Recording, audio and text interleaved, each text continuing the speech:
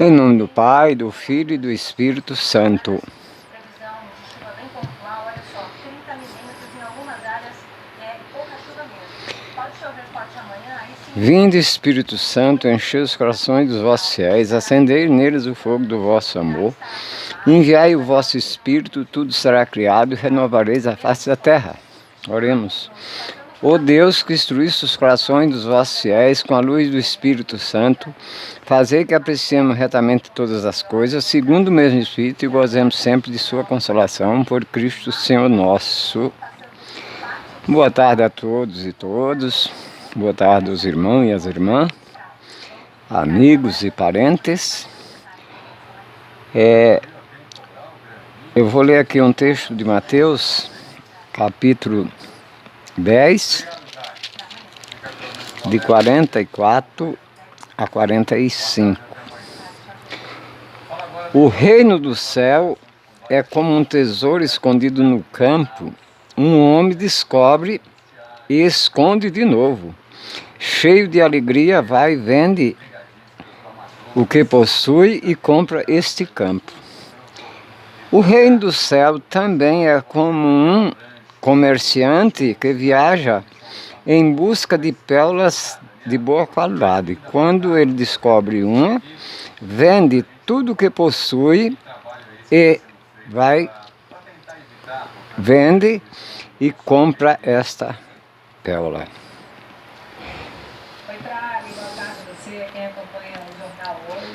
O reino do céu, o Senhor compara como um camponês que está trabalhando no campo, certamente com ferramenta, né? E não é dele, ele deve ser arrendatário. Aí enquanto ele trabalha, passando o arado, ele descobre um tesouro naquele campo. Aí ele esconde o tesouro, cheio de alegria, vai, vende tudo que possui e compra aquele campo. A segunda parte é semelhante à mesma, é como um comerciante que procura pérola preciosa de grande valor, e quando ele encontra uma, ele compra com muita alegria. Jesus sempre faz essas comparações para ele começar o assunto que ele quer falar. Então ele conta uma parábola, né? Que para nós é uma comparação. Alguém diz que Jesus é um contador de história. Raramente ele começa um assunto sem contar uma história. Enquanto ele conta a história, as pessoas se interessam. E ele compara aqui o que é o reino do céu. Como é que nós temos acesso a esse reino? Então, com quem que Jesus compara o reino do céu? Para nós cristãos, para os já convertidos e os não convertidos, é a mesma situação. O que você daria na vida para ter uma vida boa, sem sobroço, sem medo, sem perturbação, sem preocupação do que vai acontecer amanhã? Então ele faz essa comparação, diz: o reino do céu é comparado a um tesouro escondido no campo. O homem encontra, cheio de alegria, vai, vende os seus bens e compra aquele campo. A segunda parte é semelhante. Quando é que a gente encontra esse tesouro? No dia que alguém... Começa no dia que a gente é batizado, para os que já foram batizados. Mas nós temos muitas pessoas que ainda não foram batizados. Então o meu propósito aqui é evangelizar. Eu troquei o nome do grupo, mas continua, o objetivo é o mesmo. O nome do grupo agora é Primeira Célula Patrono São José. Por quê? Porque São José é o primeiro santo da era cristã. Ou seja, o primeiro santo. Porque no Antigo Testamento, como eu já falei aqui, aquele povo só foram se salvar quando Jesus ressuscitou. Mas não fala-se de santo. Então os santos veio a partir da ressurreição do Senhor. Ele mesmo é santo. Ele diz, meu Pai é santo, e seja santo como o Pai é santo. Mas quando nós falamos nisso, as pessoas ficam assustadas. Mas se você não pensar nessa santidade, então não adianta nada você ser batizado, não adianta nada você fazer sacrifício, né? Porque a salvação significa que nós vamos conquistar. Jesus já nos deu, é gratuito. Mas nós precisamos conquistar a nossa parte. São Paulo diz: o que eu estou passando agora, eu estou completando o que faltou na cruz de Cristo. Ele não fala que está faltando, que Jesus ficou faltando alguma coisa na cruz de Cristo. Ele fala dele. Ele diz, eu estou completando aquilo que faltou na cruz de Cristo. Então é lindo. Eu conheço a Bíblia inteira, mas eu sou muito apaixonado pelas cartas de Paulo, pelo jeito dele se expressar, de modo particular ele, que tem um temperamento terrível, né? O temperamento de Paulo não era fácil.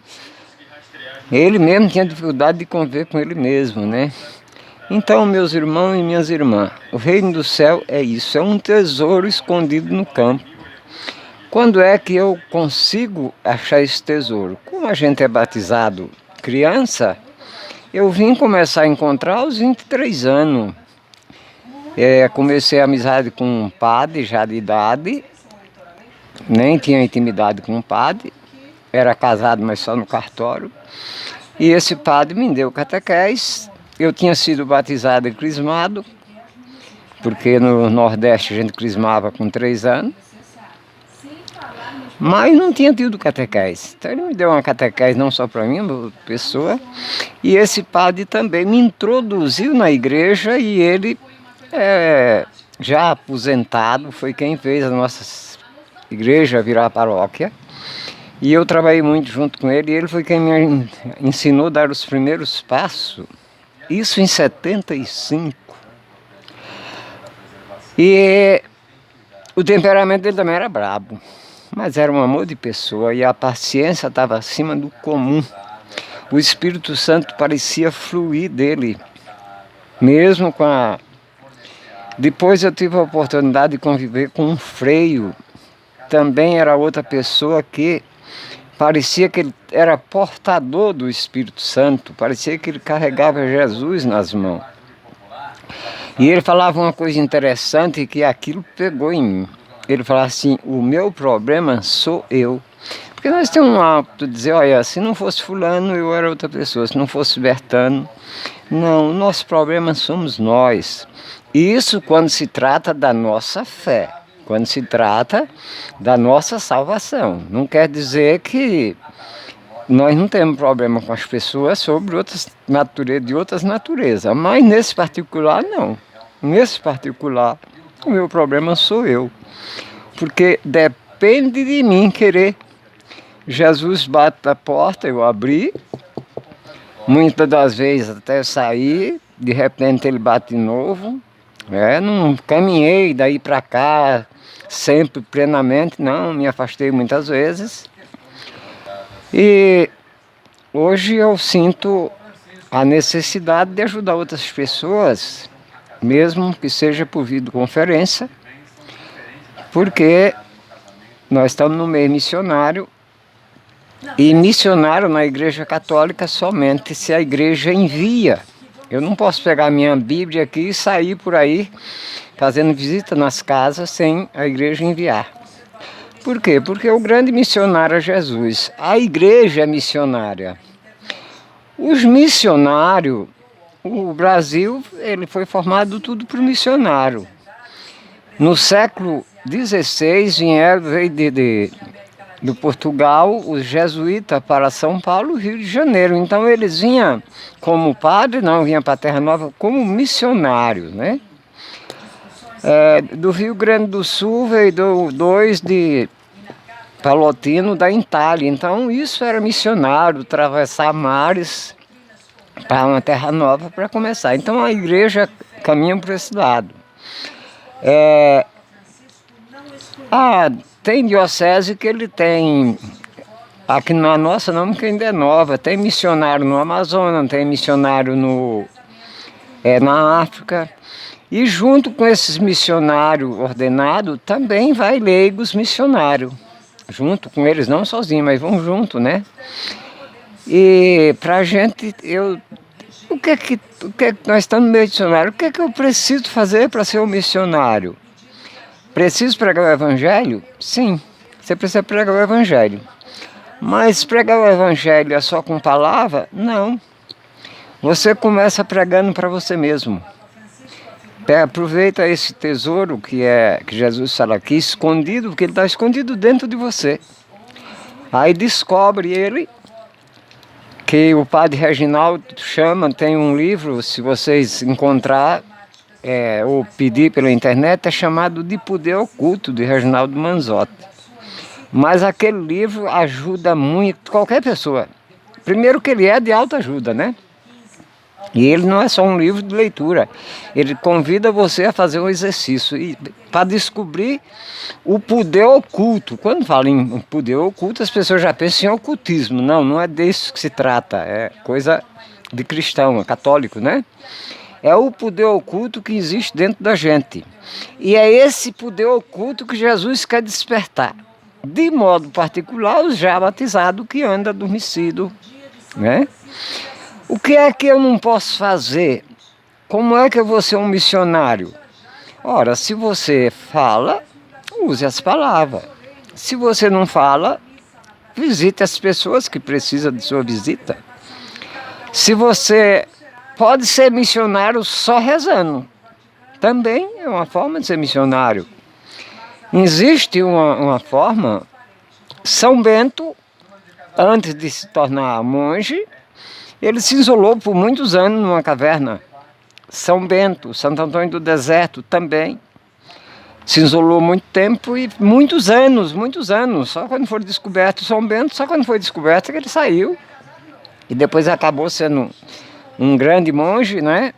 E responsável pelos beneditinos, que são os monges beneditinos. E Santo Antônio do Deserto também, só saiu porque arrastaram ele. Santo Atanásio, que era um bispo, não dava trégua, todas as vezes precisava dele ir atrás dele.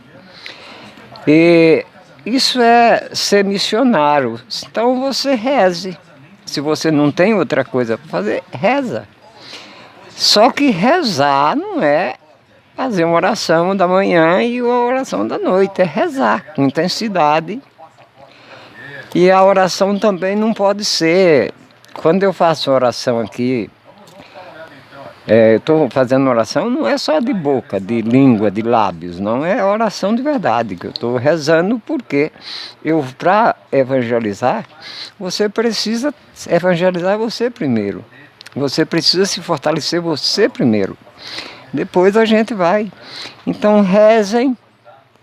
Quem tem condições de ajudar as outras pessoas que estão em dificuldade, ajude. Hoje, no mundo de hoje, nós temos uma grande dificuldade com uma coisa muito séria que está matando muita gente, que é a falta de perdão. Nós não conseguimos perdoar a gente mesmo, as nossas faltas. Quando nós pedimos perdão a Deus, e para isso nós temos na igreja o sacramento da confissão, o sacramento da penitência. Alguém diz, não, mas eu não vou me confessar. Olha, se você nunca experimentou, mas quem já experimentou sabe. Não é todas as vezes, mas eu já me experimentei por 3 vezes, padre simples, não é um padre diferente. É que eu estava precisando mesmo, e a hora que eu terminei a confissão, isso eu já experimentei 3 vezes. Você sai dali que não é mais você. Você sai Não é todas as vezes que a gente se confessa, que às vezes a gente vai confessar, mas tem poucos pecados. E alguém diz que pecados venais não tem perigo, porque sai na missa, mas olha, sai.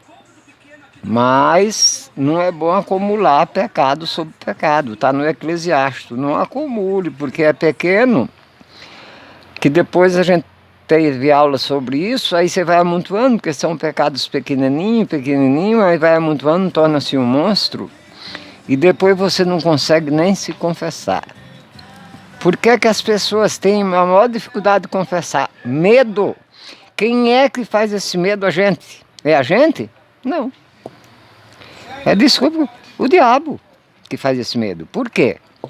Porque no momento que você se confessa, que o padre te absolve, você está livre daquele pecado. Ele não existe mais, acabou.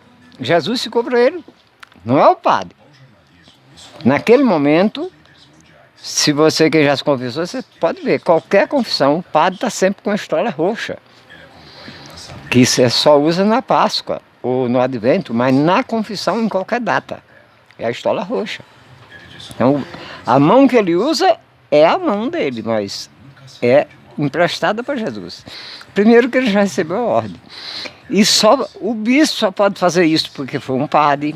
O Papa só pode fazer porque é um padre. O cardeal só pode fazer porque é um padre. Só padre pode fazer. O diácono não pode atender confissão. E ele é ordenado. Então é reservada somente ao padre a confissão dos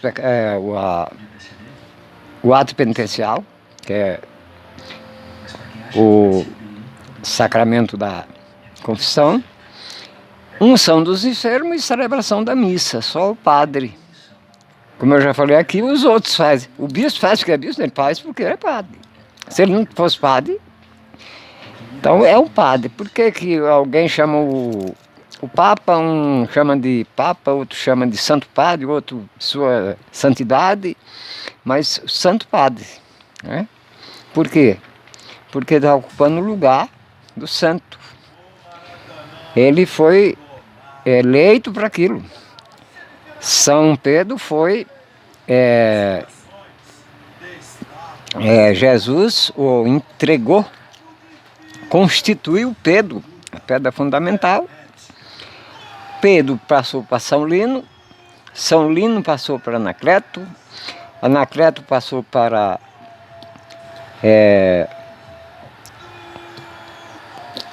São Clemente, e daí por diante foi passando. E até hoje os bispos são sucessores dos apóstolos, eles têm que se identificar. Quando ele é ordenado bispo, ele tem que procurar de qual é o apóstolo, ele tem que achar, não é os outros que vão dizer para ele tem que se identificar. Qual é o apóstolo, não é todos. Pedro é só o Papa. Mas o bispo é sucessor dos apóstolos. Por que ele é sucessor dos apóstolos? Porque vem passando de um para o outro assim por diante. Como eu já falei aqui, a igreja cita 66 papas, contando Pedro como o primeiro. Só que nos primeiros 50 eles não eram chamados papa, eram os bispos de Roma.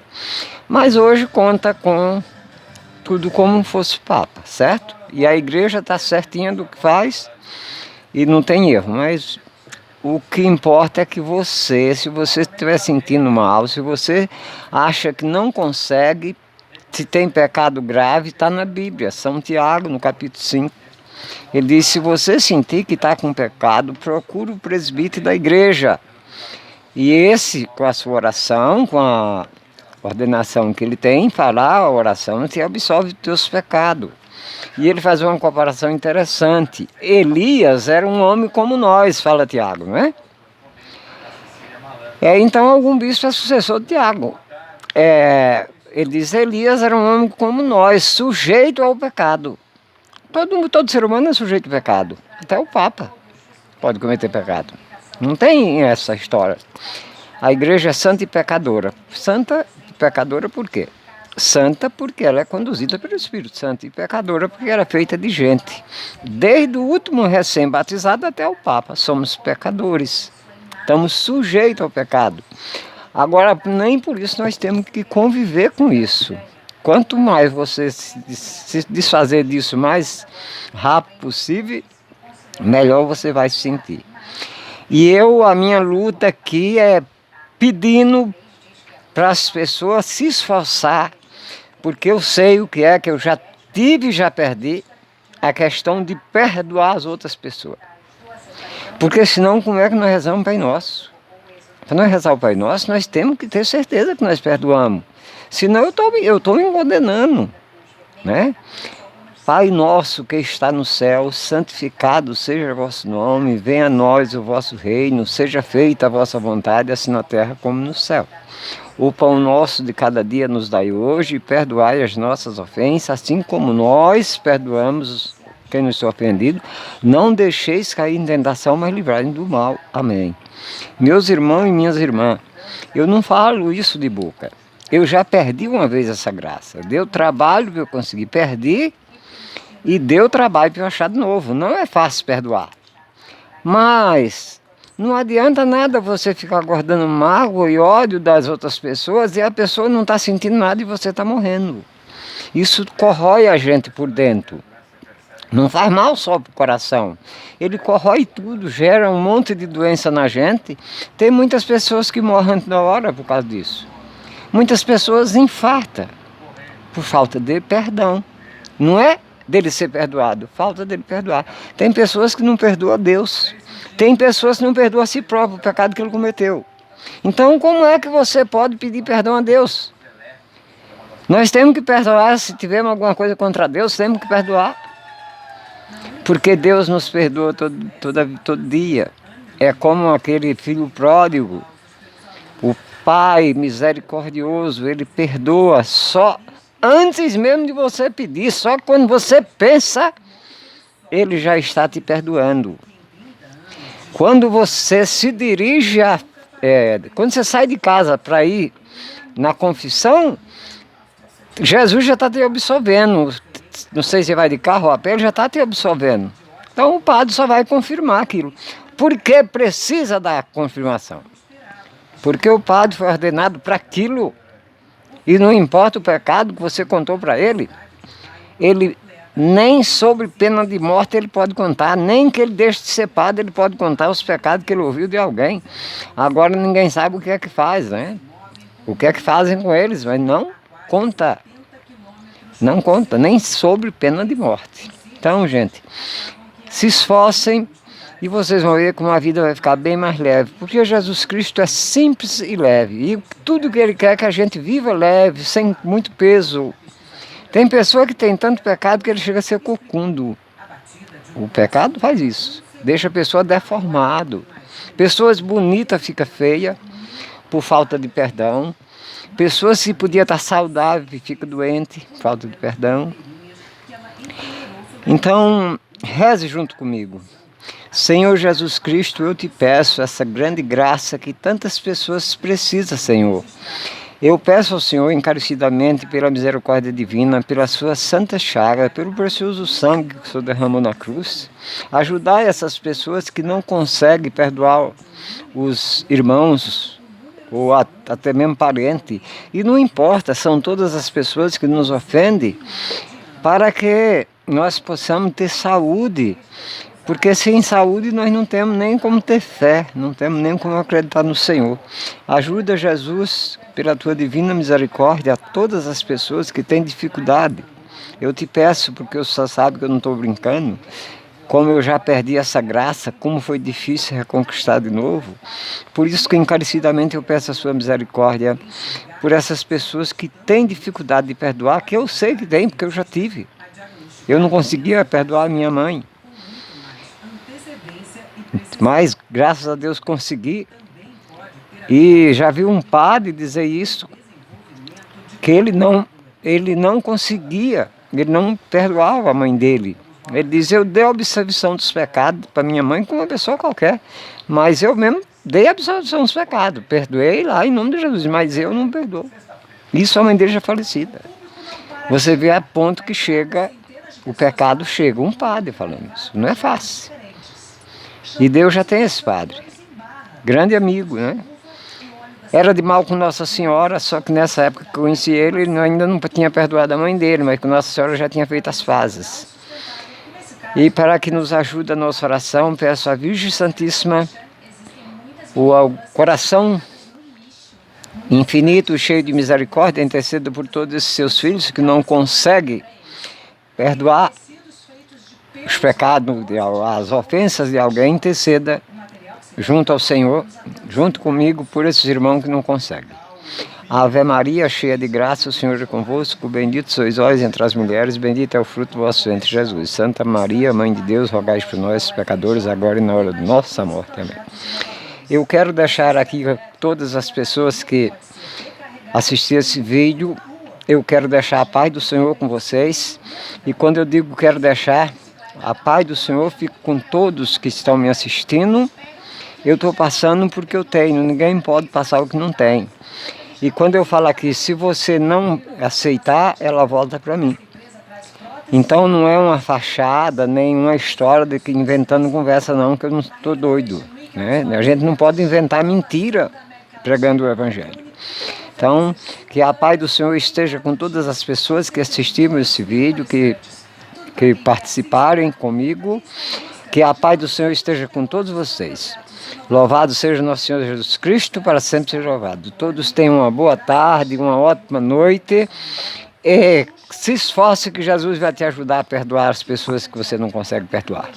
Louvado seja nosso Senhor Jesus Cristo, para sempre seja louvado. Em nome do Pai, do Filho e do Espírito Santo. Amém.